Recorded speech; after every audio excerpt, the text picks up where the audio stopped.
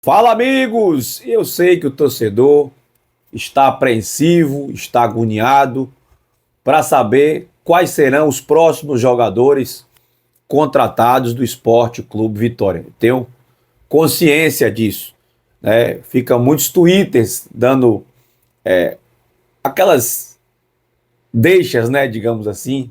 Ó, tem jogador fechando, tem dois jogadores acertados, tem coisa boa por aí. E de fato, o Vitória segue as negociações, só que o torcedor precisa entender, gente, que quando o nome vaza, a coisa dificulta mais. Não melhora nada. O fato de você saber só vai prejudicar. Então é melhor você não saber. É melhor você não ficar angustiado por isso, né? Na hora certa você vai saber. Eu acho que o importante nesse momento é o clube ter tranquilidade para negociar. E quanto mais fechado, quanto mais sigiloso, para mim é melhor. Porque quando você tem o interesse de um jogador, ninguém quer. O Vitória quer, aí o Sport já passa a querer, o Ceará já passa a querer, o Fortaleza. Enfim, a coisa muda. Aí o empresário começa a fazer leilão. Ó, o Sport me ofereceu tanto. Você vai cobrir a oferta?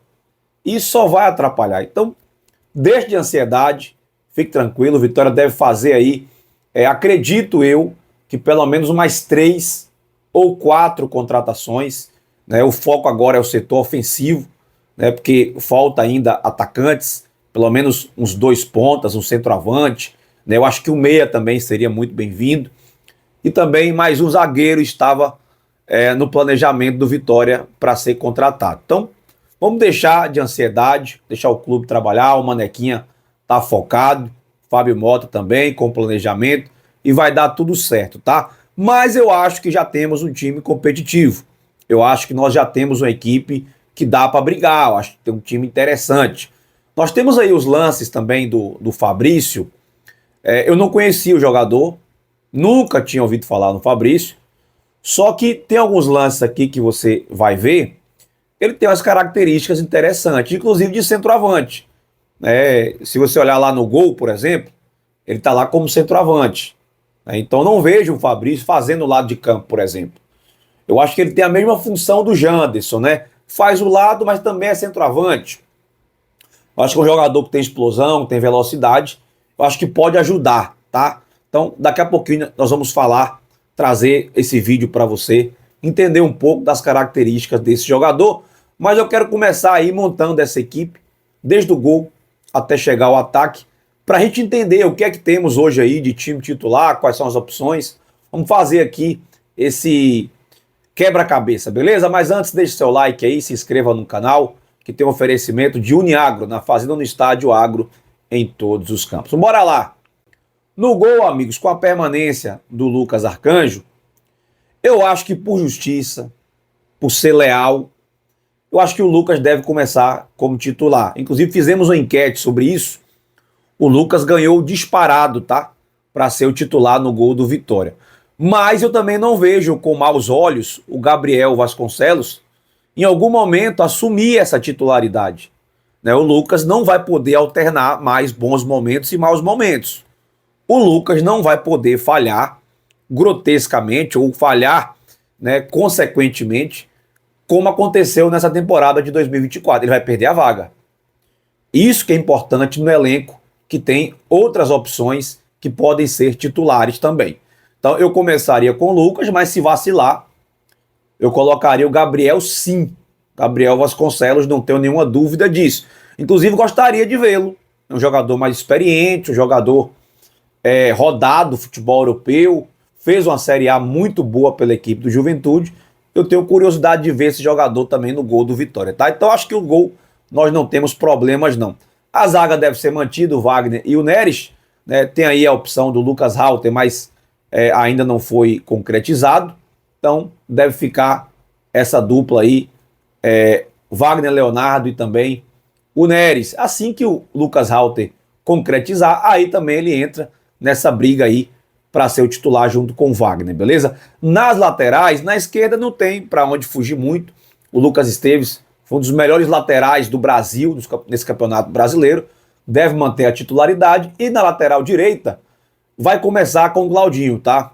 Vai começar com o Claudinho, porque os números do Claudinho colocam ele como titular do Vitória. Os números do Claudinho são melhores do que os números do Lucas Esteves. Então ele chega com esse perfil de ser titular. Sobre os volantes, eu acho que nós temos muitas opções e muitas opções parecidas. Eu acho que nós temos pelo menos uns 4 jogadores, tecnicamente falando, iguais. Então eu acho que se jogar o Hiller, se jogar o Ronald, o William Oliveira, eu acho que não muda muito, né? Tem o Machado também, tem umas características um pouco mais, de chegar um pouco mais na frente, mas não acho que é a pegada muito de Carpini, né?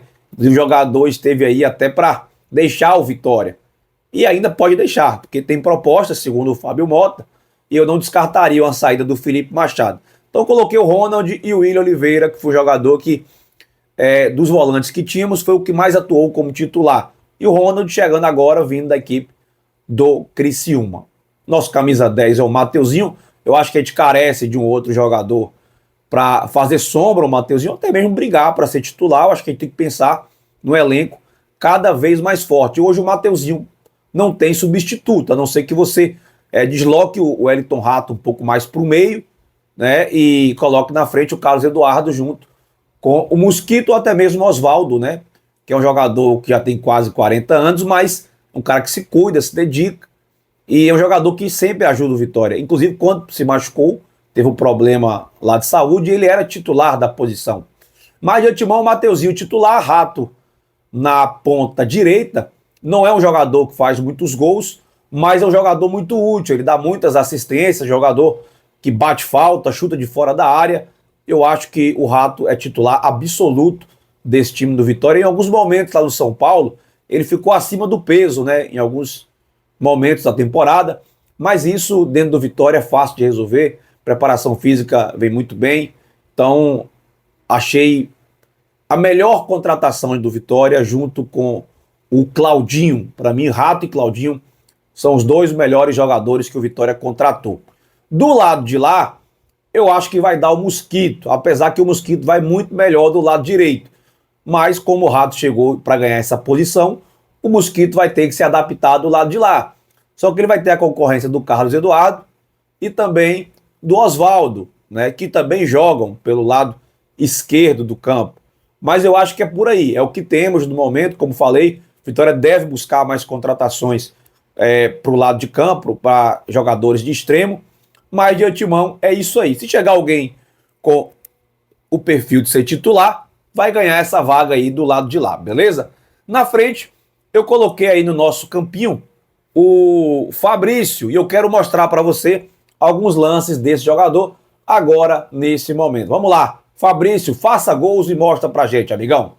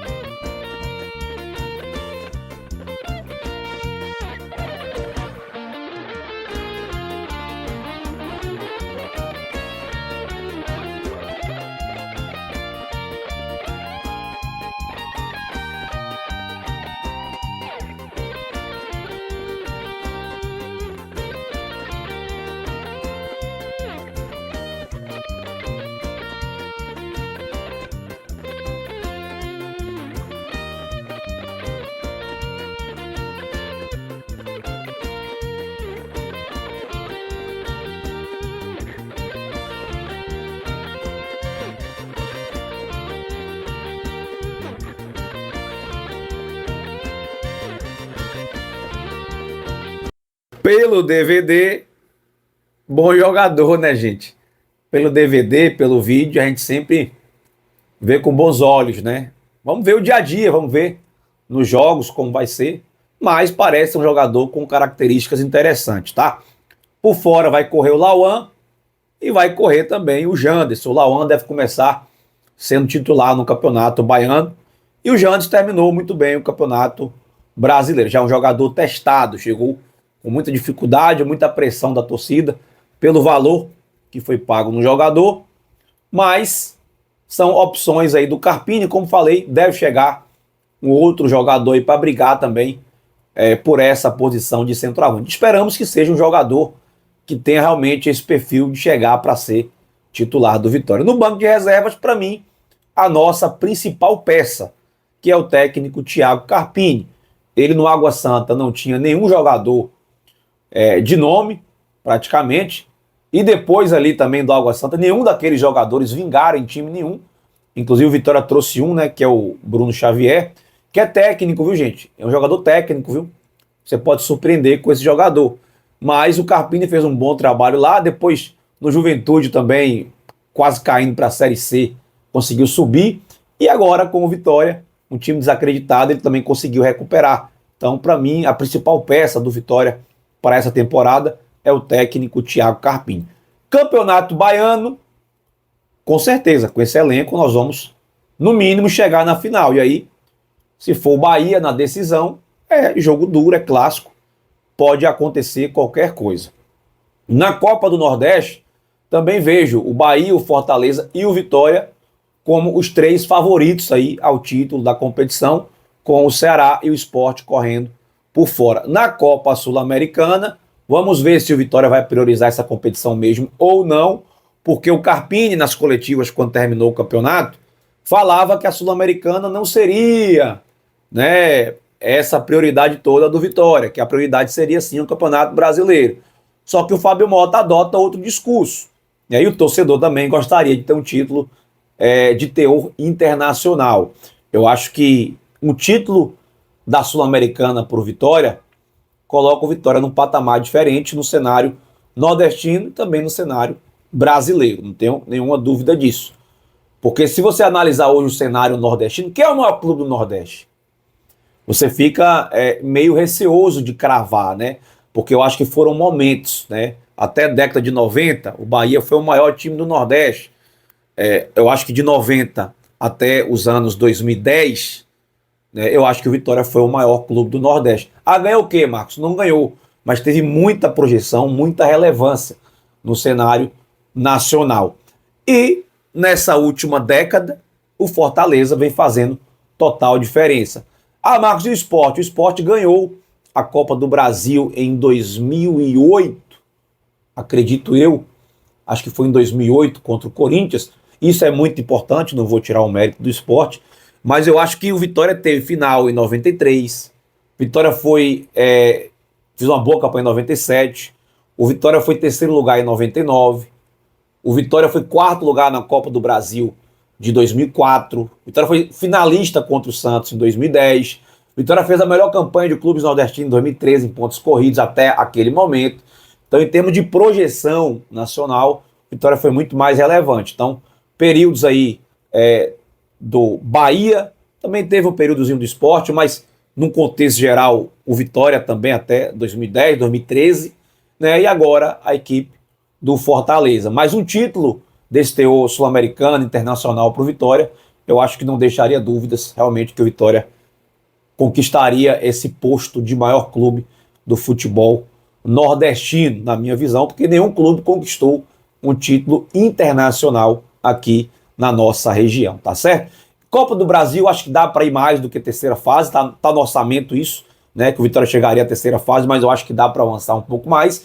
E no Campeonato Brasileiro, pelo menos, no mínimo, fazer um campeonato mais tranquilo do que fizemos esse ano de 2024, beleza? Deixa o like aí, espero que tenha gostado do vídeo e até o próximo conteúdo aqui no Resenha do Leão. Tchau, amigos! Fui!